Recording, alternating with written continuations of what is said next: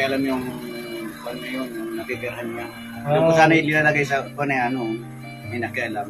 Pero ayaw kang pumayag. Kasi nga nakikita ko na minsan naabutan ko siya naglalakad doon. Kahit baha, umaano delikado.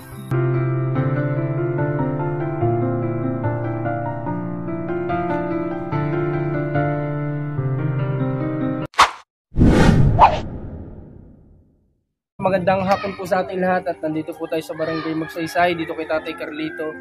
At ayun nga po, meron po kasing gustong tumulong din kay Tatay na yun nga po nakita nila yung sitwasyon na nahihirapan si Tatay pag akit-akit po dito sa kanyang lugar kapag may bibilhin po siya kasi madalas wala naman yung kanyang apo kasi nga po bata. So gusto po sana ay mailipat sa mas malapit na may tindahan si Tatay Carlito, kaya nga lang po ay ito kausapin po natin si Cap dito. Hi Cap. Pwede po tayo mga kalingap lumapit kay Cap kasi siya po yung namumuno dito. So lumapit ako sa kanya po kung merong lupa na pwedeng mapaglipatan kay Tatay Carlito, pagagawan kahit light material lang po para lang hindi nahihirapan sa pag-akit-akit. Ano po yung yung lupa ba na wala talaga? Kasi mahirap dito dahil kasi yung dito kasi mga dito ang private kasi yung mga lupa hindi ito private talaga. Mahirap ako sa nangyayari. Talagang gusto nila ibinta yung mahal ng bintahan. Hindi naman kaya. Kaya nga noong ko pa yan, kinukanta lang sana si Tatay Carlito. Nakialam yung ano yun, yung nakikirhan niya. Doon ko sana ilalagay sa ano, may nakialam. Payag na sana yung may-ari ng lupa. Isa na yung nayayaw dahil kasi tinayuan na nila ng bahay. Noon sana, mas maganda. Problema naman ngayon, natayuan nga ng bahay. Diyan ay pinapagalma ng may-ari ng lupa. Kaya siguro, talagang wala tayong ang mga kalingap kasi sinubukan po ni Cap na talagang maghanap, lumapit din siya sa kagawad na may-ari din ng lupa dito. Kaya nga lang po yun ay private talaga. So hindi tayo doon pwedeng mag-direct ng ano kasi privacy nila yon. At yung may lupa daw po dito sa kabilang may problema pa, sabi mo Cap? Meron naman daw po dito sa kabilang may mga bakanteng lupa kaso may problema naman daw po. So talagang no choice tayo mga kalingap. Kundi tingnan na lang po natin kung ano yung magagawa natin sa mga natin. Okay, Cap, maraming salamat po. Salamat. Okay lang po. Salamat po kasi sinubukan nyo pa rin. Ano po?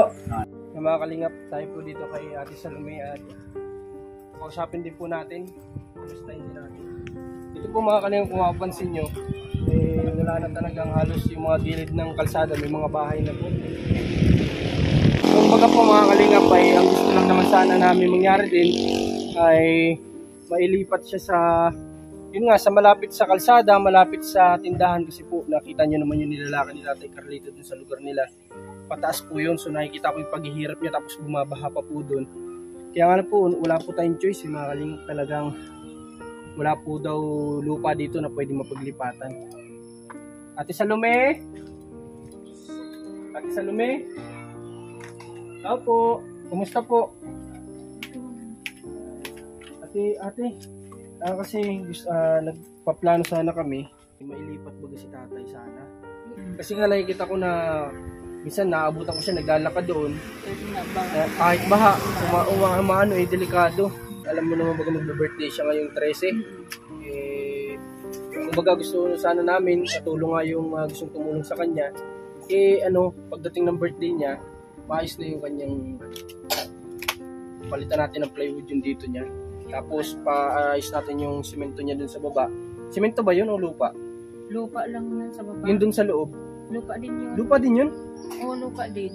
Lupa pala mga kalingap. So, kaya pag naulan, na ano yun. Okay. May kuryente siya dun, wala? Tinanggalan baga. Nung may-ari ng lupa. Ay di gagawin pero natin. Pero naandyan man yung kapatid. O yun ang kakausapin natin. O yung lalaki at yung babae mano naman. Ang gagawin natin ate, walang problema kahit sa monthly, kasi ilaw lang naman yun, di magbigay na lang tayo doon sa may-ari ng kuryente at papakabitulin natin. Opo. Tapos papinturahan natin yun pag nagawa yung tapos yung pasimento natin. Tapos siguro yung higaan niya, palitan na natin yun. Bilhan na lang natin ng kahit maliit na bakal para hindi siya natutulog sa salas. Tapos kausapin mo siya ate na alisin yung aso. Ay, kinakausap ko na po, sabi ko kay Papat, Lilinisan ko nga sana doon. Ay, yung aso sabi ko, pwede mo bagang ilabas baga po yun? Sabi ko, ilabas mo doon sa may pintuan kung gusto mo. Ay, ayaw. Ako na lang Ay, kaya kakausap. lang po Sabihin ko, ay pag pinagawa natin yun, pinarenovate, ilabas yung aso kasi magkakasakit siya nun eh. Siya nga. Yung aso may mga Oo, ma. na sa balat, may Malaba sakit nga na sa ako balat. niyan. Yung mga damit niya, yung mga kumot, Puro balahibo ng aso. May na din. Pero po mga kalingap at kakausapin po natin yung may-ari ng lupa. Yung kapatid pala kasi mas madali daw pong kausap yung kapatid. So mahirap naman na kung kailan po mapagawa natin ay magka-problema. Sayang naman po yung pagod din. At una-una po yung magagastos. Ito po mga kalingap yung isa sa pinoproblema ko po kay Tatay Carlito, no? Kasi alam niyo naman mga kalingap, lalo na po naririnig natin nagpapahiwatig ni si Tatay Carlito, bago man lang kung sakasakali wag naman sana pa bigyan pa ng buhay na mahaba-haba si Tatay Carlito. Maranasan niya yung maayos-ayos baga po na tirahan niya. Ito po mga kalingap po, yun ang nilalakad niya, pataas po yan, hindi lang masyadong kita. Meron nga po tayo sanang nakausap na pwedeng gumawa. Yang alam po may sakit po hanggang ngayon. So baka hahanap na lang po tayo ng ibang magtatrabaho dito sa bahay po ni Tatay Carlito. And mga kalingap, andito po tayo kay Kuya Daniel. Siya po yung kapatid ng may-ari po. Gusto, kasi nakiusap po kay Kap kung may pwedeng malipatan po sana ng kanyang bahay. Kasi iniisip ko po kasi ito, nakikita ko siya dito tumatawid. Tapos kapag baha pa dito, ay balik-balik siya dito. Kasi nga po niya madalas din mawala. Sabi ko sana kung may mapaglilipatan na malapit lang sa tindahan. Kaso kinausap na daw po niya lahat, wala daw talaga. Ang ano ko lang po sana bago dumating kaarawan niya ngayong Pitsa 13, mais-ayos man lang po baga kahit papaano kung ito yung kanyang tinitirahan. So, wala lang po yun. Opo, kasi ay salamat po. Ang bait po ito si Kuya Daniel. Kasi kami po nakita naman po baga natin maiksi na rin ang buhay nito ni Tatay Carlito na pamamalagi. May ayaw bang pumayag? Hindi po. Iba lang po kasi kapag magpapaalam ng maayos bago gawin. Wala lang problema. Maganda nga. Po. Kasi kakawa din naman baga po yung matanda. Talagyan ko nga sana ng ilaw yan. So lang, meron na siya. Ang gagawin na lang po namin Tay Daniel, kami kay ate tapos kami na pambahala buwan-buwan sa makukonsumo ng mga tatay. Video kasi video mayroon Pero ano po sa tingin niyo maganda solar?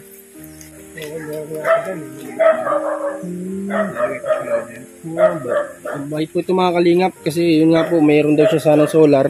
Gusto nga po niyang ikabit doon kay Tatay Carlito. Nakakatuwa po. Pero nga ako ngayon din kung gusto niyo pakabit ko nga. Ay, salamat. Magdo-donate po si Kuya Daniel sa atin ng ng ilaw para kay Tatay. Wala pong problema basta may ilaw siya. Hindi, kung gusto niyo ako na lang maglalagay doon. Kapagpalit ko ulit yan. Ay, sige po. Salamat. Salamat po. Yan mga kalingap, i-donate na po niya. Siya pa daw po yung magkakabit. So, pasalamat po tayo kay Kuya Daniel. Hindi, ilalagay po. Sige po, salamat. Papalitan lang natin ng plywood sa kabila po. Mamaya pakita po natin.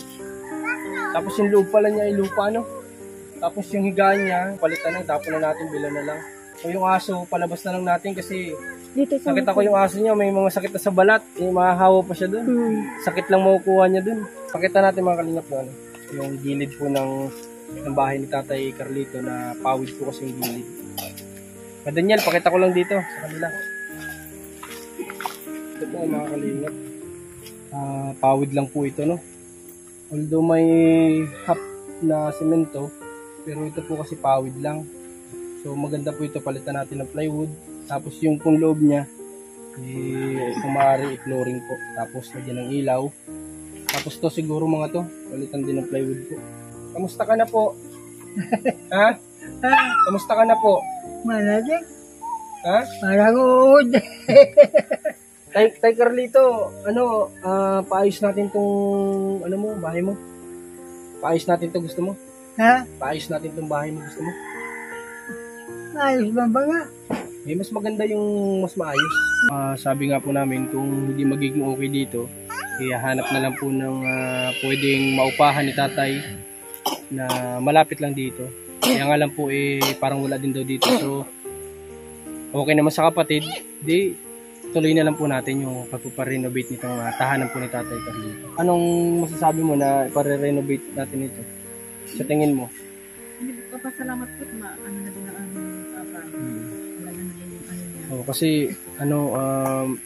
ang ano natin push natin ito na matapos hanggang Pichi 13, no? 13 ba yung birthday niya? O 13 mga kalingap. Para pag birthday niya, maayos na yung kanyang tirahan. Ngayong araw po mga kalingap ay lubos-lubusin na natin. Nandito tayo. At yun nga, may sakit yung gagawa. So hahanap tayo po ng iba. Kapasama tayo kay Ate Salome, sa anak ni Tatay Carlito, nang pwede pong magtatrabaho doon na marunong sa semento at yung pagpapanday po. Yung magandang araw. Anong pangalan niyo po? Janjan? Kasi kay Janjan po ay pwede kayong gumawa din sa bahay ni Tatay Carlito? Sige pa sa meron tayong materialis. Oo, sige. Ang gusto ko naman sana namin, yung flooring niya dun sa loob, sisimintuhan kasi lupa pala yun. Oo, lupa. Tapos, sa tingin mo, sa tansya mo, kailangan matansya mo para pag-deliver ng materialis, alam namin kung ilan. Kuya Daniel, yung ilaw ni Tatay, kahit na medyo ulan nga lang po, maambon.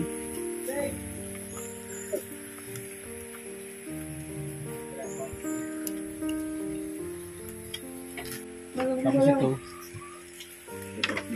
Alin ba kayo? Hanggang dito siguro, sa kabila na ito. Hanggang dito, sa dingding niya. May bagay daw, ha? Huwag ka mag-isalam. Tatay Carlito, pag pinayos ko ito, gusto ko sa labas na itong aso mo, ha? Hindi nga, ilalabas na natin, ha? Ilalabas natin. Pero ilalabas natin, ha, pag inayos. Papayag ka, ha? Sige, at hindi pwedeng katakatabi mo yan palagi, magkakasakit ka niyan. Mga kalingap, lilista po natin yung orderin po natin ng mga gamit. Ako nga, ang pangarap ko nga ito, hanggang 1,000 pa. Bubugan niya. Wala kayo, hindi pa malalasan sa isang taon. Sandaan taon. Maraming salamat. At sa blessing, galing po sa taas. Siyempre, at magagawa po natin itong bahay ni Tatay Carlito, marirenovate po. At sana sa kaarawan niya ay maging masaya siya na maayos na po ito. Salamat mga kalingap. Supportan niyo po Commander ni Marcos TV Channel, Kuya Val, Ate Edna, Kalingap Rob. At sa mga sponsor abroad, maraming salamat sa tulong niyo. Sana po huwag kayong magsasawa at magtulong-tulong po tayo. Tulungan niyo kami sa aming channel na may pagpatuloy itong charity natin. Sana po lagi kayo nandyan. At maraming blessing po sana dumating sa inyo. At sa mga viewers, shoutout po sa inyo. God bless.